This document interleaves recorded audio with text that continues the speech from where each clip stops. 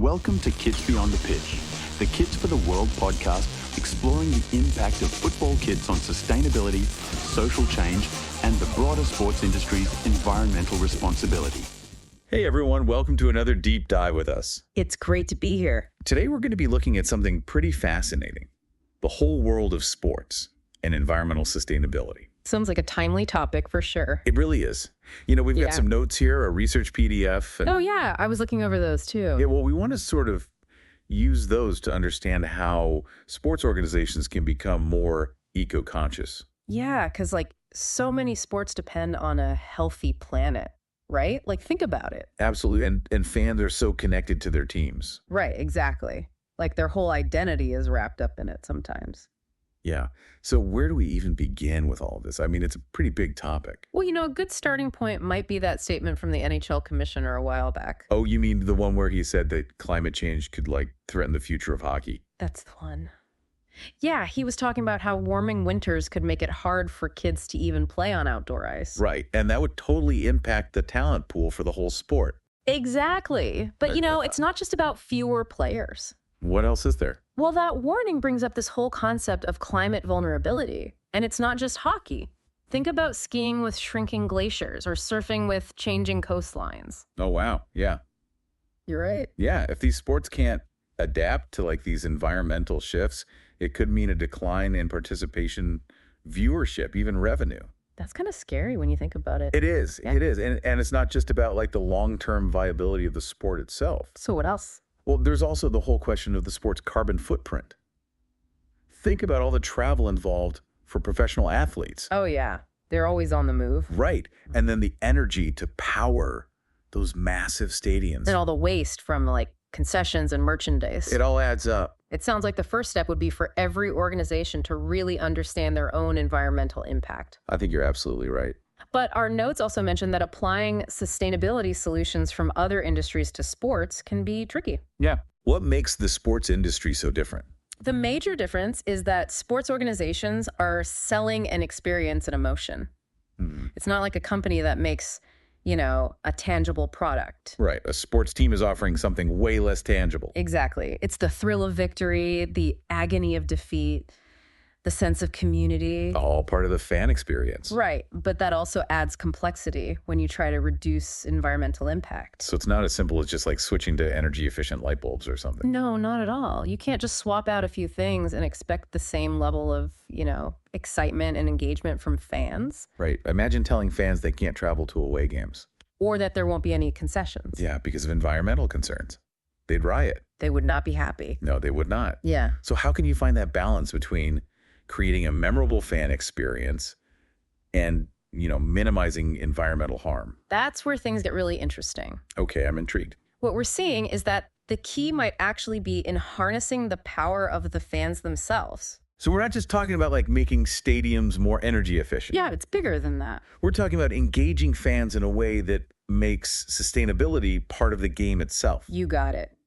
And that's where those strong emotional connections come in. If sports organizations can tap into that passion, they can make fans feel like they're part of the solution. Okay, so how does that actually work in practice?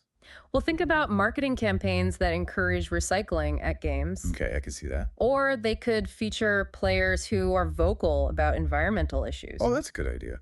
Or imagine teams partnering with local organizations to plant trees or clean up waterways. So it's about making sustainability visible. Yeah, and giving fans concrete ways to actually participate. It's almost like a new type of team spirit. I like that.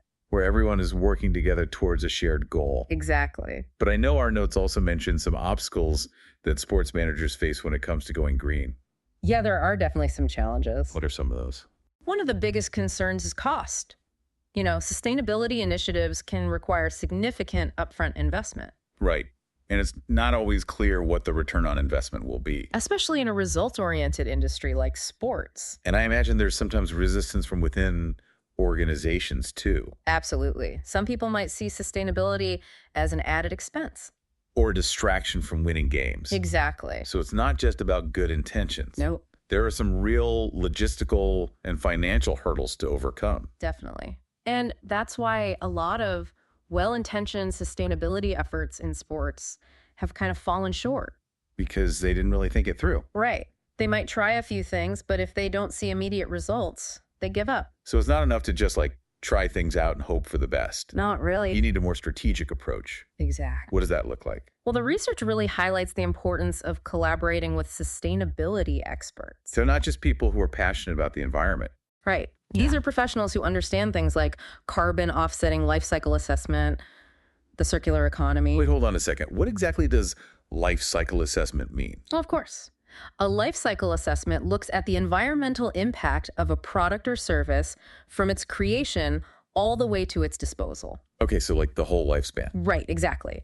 So in the context of sports, it might involve analyzing the impact of everything. Like manufacturing jerseys, Yeah. transporting equipment, managing waste during games. All of it. So it's about understanding the big picture. Yeah. Not just focusing on one small aspect of the operation. Precisely. And that's where those sustainability experts come in. They can help sports organizations develop comprehensive strategies that involve every department. Not just facilities management. Right. So it's a team effort, just like winning a championship. I love that analogy. It's about weaving sustainability into the fabric of the organization. From the front office to the players to the fans in the stands. That makes a lot of sense. So are there any examples of how this can actually work in the real world? Well, the Olympic Games have been kind of a mixed bag when it comes to sustainability. Oh, really? Yeah, some like the 2000 Sydney and 2012 London Games were praised for their efforts, but others have fallen short of their goals. Huh. I wonder why there's such a disparity. You know, they all have the same basic goal of hosting a successful event, right? Well, it's a complex issue. One key factor is the level of commitment from the host city and the International Olympic Committee. Makes sense. And another is just the sheer scale of the event itself. Yeah. The Olympics are massive. Oh, yeah. With thousands of athletes, officials, and spectators from all over the world. Coordinating all of that. It can be a logistical nightmare. Yeah, I can imagine. We have a lot more to unpack on this topic, but we'll have to save that for part 2 of this deep dive. It really can be a logistical nightmare. I mean, but moving on from the Olympics, the research also mentions that not many sports organizations release environmental sustainability reports. That's interesting. Compared to other industries, I mean, Yeah, exactly. why do you think that is? Wouldn't it be good to be transparent, especially if you're trying to show off your sustainability efforts? You'd think so, right?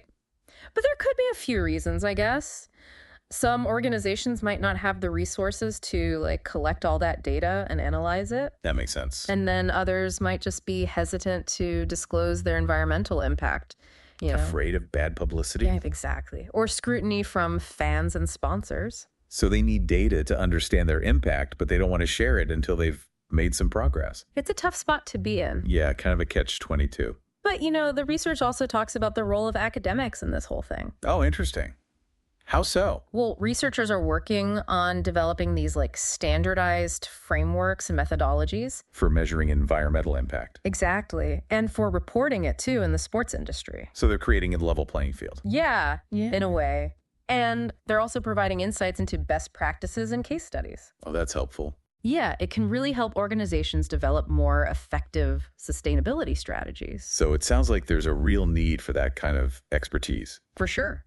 But even with all the best data and strategies, don't some fans still think sustainability is a distraction from the main point of sports? It's a valid concern, I think. Some fans might worry that it takes away from the excitement of the game. Right. Or puts their team at a disadvantage. Yeah.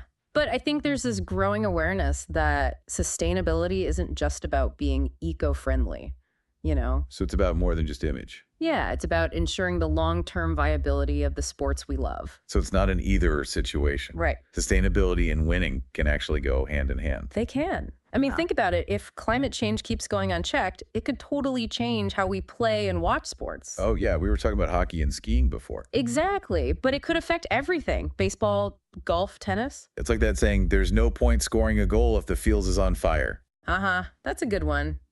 Yeah, protecting the environment isn't just some moral obligation, you know? It's about protecting the games themselves. Exactly. And that message is starting to resonate with fans, I think. Especially younger fans. Yeah, they're the ones who are really aware of the climate crisis. Makes sense. So it sounds like we need a change in mindset, We do. both within sports organizations and among the fans. Totally. It's about seeing sustainability not as a burden or a compromise. But as a key part of the experience. Yes. And that's where the unique power of sports comes in. Sports can bring people together like nothing else. Inspire passion, loyalty, that sense of community. It's powerful stuff. And Yeah. that's the kind of energy we need to tackle climate change. So if we can channel that team spirit toward sustainability, We could create a real force for change. so instead of cheering for a specific team, we're all cheering for a healthy planet. Exactly. And it goes beyond just cheering. It's about the choices we make as fans. Like how we get to the games, what we buy. Yeah, are we recycling? All those individual actions, they add up, you know? You were talking about the power of fans to influence their teams before. Uh-huh. What are some specific things fans can do to encourage their teams to be more sustainable? That's a great question. First of all, just be vocal. Let your team know that you care about sustainability, Okay, so speak up. right? Engage with them on social media, write letters, attend community events. The more fans who speak up, the more teams will realize it matters. So make it clear that sustainability is something you expect from your team. Exactly. And don't underestimate the power of your wallet either. Oh, right. Support the teams that are actually doing it. Yeah, choose merchandise made from recycled materials. Or take public transport to the game. All those things send a message. That fans are willing to back up their words with their money. Exactly. And when fans start demanding more sustainable practices, teams will have to listen, Because they want to keep their fans happy. and they want to protect their bottom line. Sustainability can actually be a win-win for everyone. So it's not about guilt tripping or forcing teams to change overnight. It's about creating a culture of sustainability Exactly. where everyone understands what's at stake and wants to be part of the solution. Absolutely. And we have real-world examples of this happening, you know. Oh, yeah. Like who?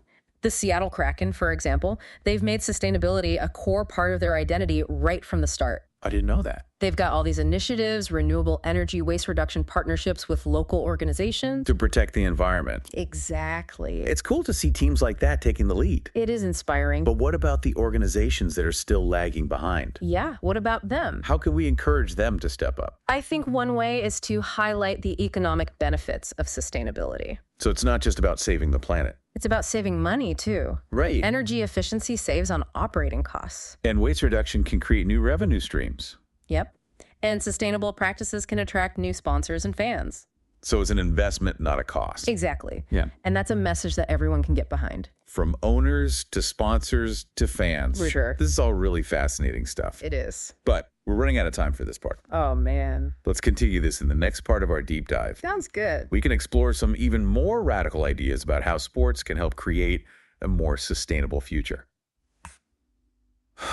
Okay, so we're back for part 3 of our deep dive. You said we were going to get into some radical ideas. I'm dead. Lay it on me. What are we talking about? Well, up until now, we've been mostly looking at how sports organizations can minimize their negative impact, right? Yeah, making things less bad. Right. But what if we thought about how sports could actually be a force for positive change? Okay, so you're talking about more than just being neutral. Exactly. What if they could be a part of the solution to climate change? So sports could actually help solve the problem. Precisely. Instead of just reducing their footprint, what if they were developing innovative solutions, you know? Okay, I like where this is going. Using their platforms to push the boundaries of what's possible. Sports have always been about pushing limits, breaking records. Exactly. So why not apply that same drive to tackling environmental challenges? I'm with you on that. Yeah. Give me an example, though. Well, think about all the advances we've seen in sports equipment training methods, even stadium design. Right. Those things are always evolving. Exactly. So imagine that same spirit of innovation being directed towards creating more sustainable practices. Okay, I'm picturing it. What if stadiums were transformed into hubs for renewable energy generation or community composting programs? Okay, now that's a big idea. Turning stadiums into sustainability showcases. Why not? Several stadiums are already incorporating solar panels and rainwater harvesting systems. Really? Yeah. The Philadelphia Eagles Lincoln Financial Field is considered one of the greenest stadiums in the world. They even have wind turbines. That's impressive. Mm-hmm. But it's not just about the facilities, is it? Nope.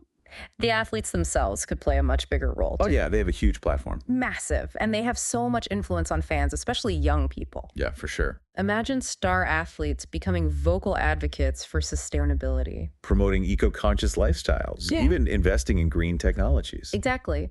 If LeBron James started talking about reducing plastic waste, I'd listen. Yeah, me too. I mean, you look up to these people. Right. And it's not just about individual athletes either. Teams could partner with environmental organizations, launch campaigns. Donate some of their profits. Exactly. It's about using that power and reach to amplify the message of sustainability. So it becomes part of the conversation. Exactly. And it's not just about talking the talk either. Teams could walk the walk by adopting sustainable travel practices, sourcing their foods locally. Even using their influence to push for policy changes. Yeah, you're getting it. So we've gone from minimizing harm to actually doing good. From reactive to proactive. It's a big shift. It is a big shift, but I think it's necessary if we want a sustainable future for sports. And honestly, I think the sports world is really well positioned to lead this whole thing. Interesting. Why do you say that? Well, because sports can bring people together like nothing else. It's true. It doesn't matter who you are. Everyone loves a good game. Exactly. They inspire passion, loyalty, that sense of community. It's hard to find anywhere else. We need that kind of unity to deal with climate change. We do. If we can harness that same team spirit and apply it to sustainability, we could create a huge movement. Exactly. Bigger than any one sport or team. It's about seeing sustainability not as a burden, but as an opportunity. An opportunity to build a better future for everyone. Now you're talking. This has been a great conversation. Yeah, this deep dive has really been eye-opening for me. I'm glad. And remember, this is just the beginning. As fans, we all have a role to play. Keep asking questions. Keep pushing for change. And keep cheering for a sustainable future for the sports we love. Well said. I'm definitely feeling inspired to do my part. To everyone listening, I hope you feel the same. We can all be champions for sustainability. On and off the field. Absolutely. Thanks for joining us, everyone. We'll see you next time on The Deep Dive.